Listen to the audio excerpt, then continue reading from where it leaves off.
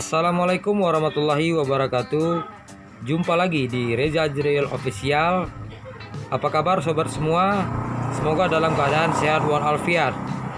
Oke, dalam tayangan kali ini kita akan update siaran terbaru dari satelit Telkom 4, yaitu Toba TV. Horas.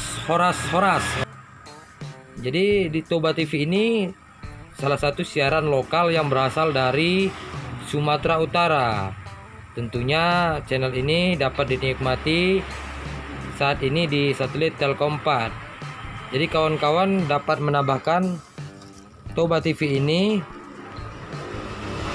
terkhusus yang berasal dari Sumatera Utara. Ini dia frekuensinya 4021 untuk frekuensinya. Untuk polaritasnya di sini vertikal, dan untuk simbol rednya 32726. Untuk frekuensi 4021 untuk polaritasnya vertikal, dan untuk simbol rednya 32726. Jadi kawan-kawan dapat melakukan secara manual maupun secara otomatis dengan masuk ke menu pada remote, kemudian pilih pengaturan antena. Oke, seperti ini instalasi. Di menu instalasi, kemudian pilih cari tunggal dan pilih satelitnya. Cukup menekan OK, pencarian pun akan dilakukan secara otomatis.